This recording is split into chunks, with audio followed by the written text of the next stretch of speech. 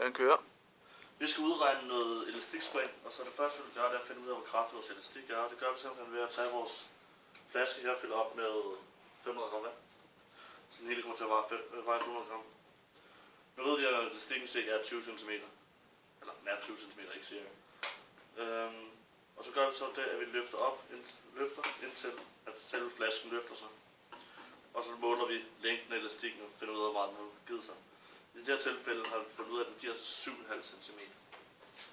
Og så ved hjælp af det kan vi udregne konstanten ved at bruge Hooke's lov, som er F er lige med K gange X.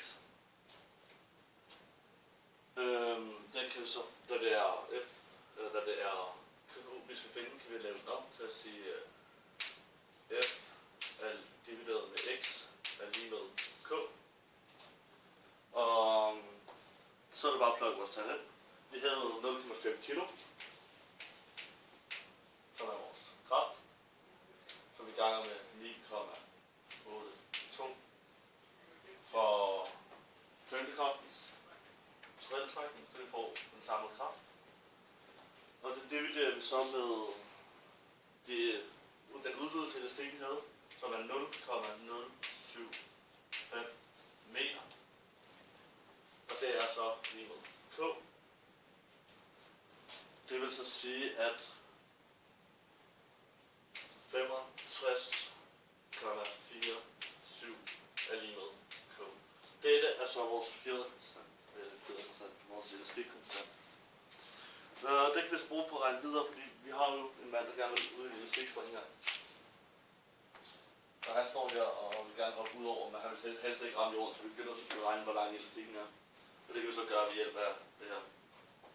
Det vigtigste er dog at give ham en elastik på. Så hjælper det ikke udregne noget som helst. Når han står der, så har han en potential energi,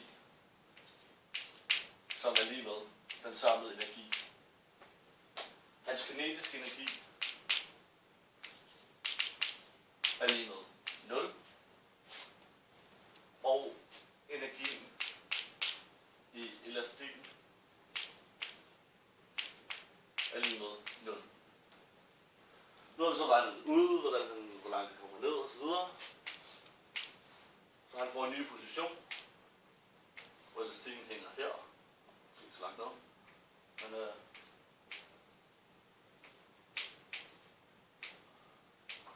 hvor han er i en 0 position. Hvilket så nu gør, at det hot er lige med 0. Det tip er lige med 0. Og det elast er lige med den totale energi. Nu ligger al energien i elastikken, og før lå al energien i potentialet. På vej ned, så vil det være et flydende overgang, hvor den hele tiden skifter ned. Og finish.